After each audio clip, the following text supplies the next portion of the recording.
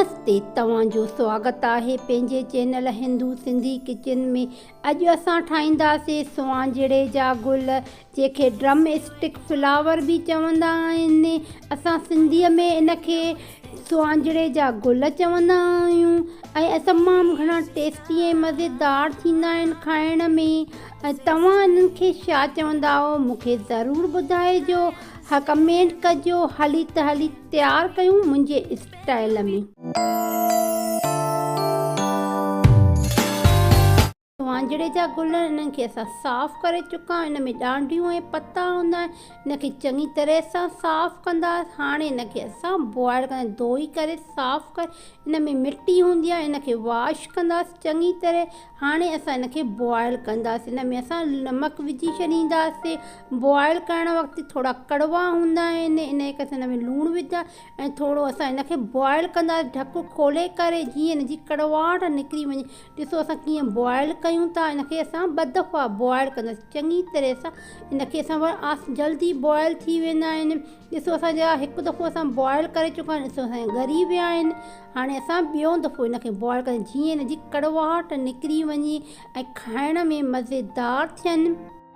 ॿियों दफ़ो गुलनि खे बॉइल कंदा, जीअं इनजी कड़वाहट निकिरी वञे। सो असांजा बॉइल थियनि था असांजा गुल।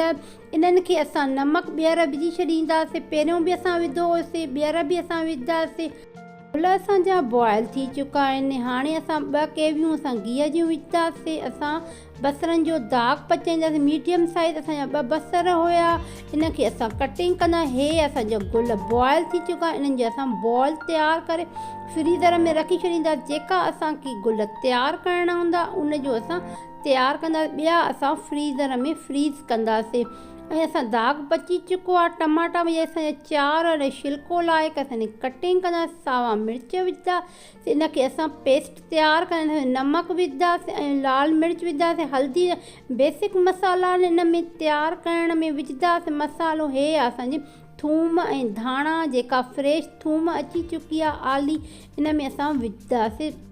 जा गुलनि सीज़न में अची वेंदा आहिनि। सियारे जो 2 दफ़ा ईंदा आहिनि। इनजी ड्रम स्टिक यानी कि इनजी सिंगियूं बि हूंदियूं आहिनि, खाइण में मज़ेदार हूंदियूं आहिनि। मां तव्हांखे ज़रूरु इनजी रेसिपी ॾेखारींदसि।